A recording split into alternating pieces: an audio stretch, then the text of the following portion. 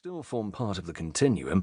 It's just that many familiar games are not interesting from a game theory perspective, either because they're too dependent on random chance with no strategy, or because they're too complex for strategies to be developed. It's worth spending a moment on the strategy word here, as it is often misused, and game theory has its own specialist meaning for the term. A strategy is a plan to achieve a goal. However, as J.D. Williams pointed out in his light-hearted 1960s book, The Complete Strategist, in game theory, a strategy designates any complete plan. In general usage, a strategy is usually a best effort to achieve something. But in game theory, a strategy is any complete plan for playing the game, no matter how good or bad.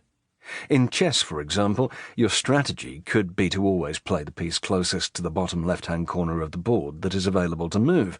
Such a strategy would pretty much guarantee losing, but it would nevertheless be a strategy in game theory terms.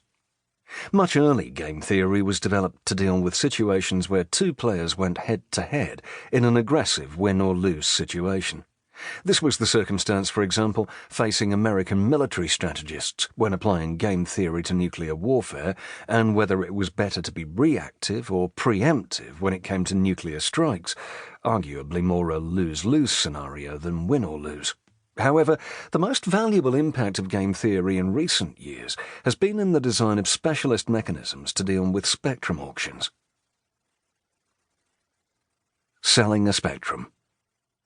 The word spectrum suggests that these auctions are something to do with selling off an array of colours, but here a different part of the electromagnetic spectrum is under consideration. Not visible light, but the segment of radio frequencies available for, usually, mobile phones and Wi-Fi. Historically, radio bandwidth was primarily used for broadcast radio and TV, with a relatively small number of transmitters sending signals to many receivers.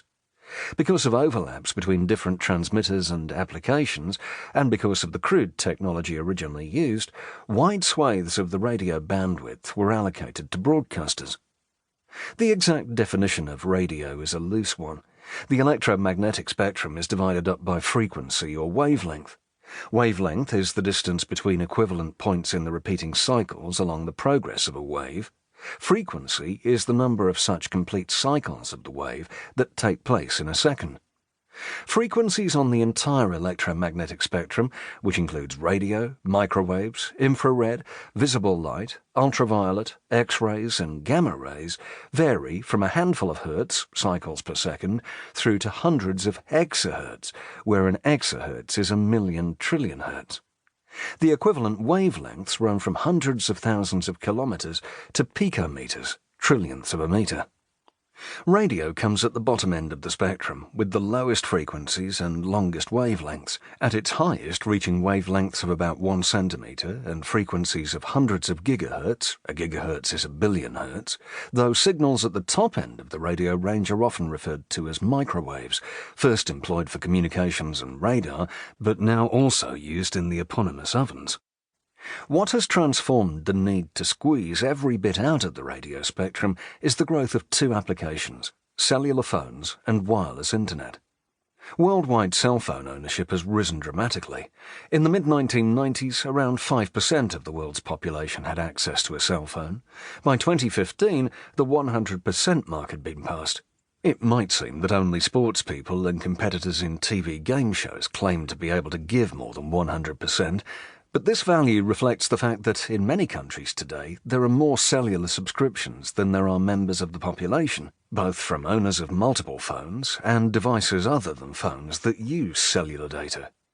More recently, the use of Wi-Fi to connect devices to the internet has become ubiquitous, while those multitudinous cell phones continue to eat up more and more bandwidth of the radio spectrum. Bandwidth describes the range of frequencies or wavelengths that a radio broadcast uses. The more data a device needs to access, the greater the bandwidth. As smartphone technology has transformed cell phones from being simple communication devices to powerful pocket computers, they're starting to use the high bandwidth flows of data needed to stream videos and perform other data-intensive tasks. This requirement has seen a rapid transition through 3G, third generation, and 4G connections, with 5G now becoming available, providing data rates that had previously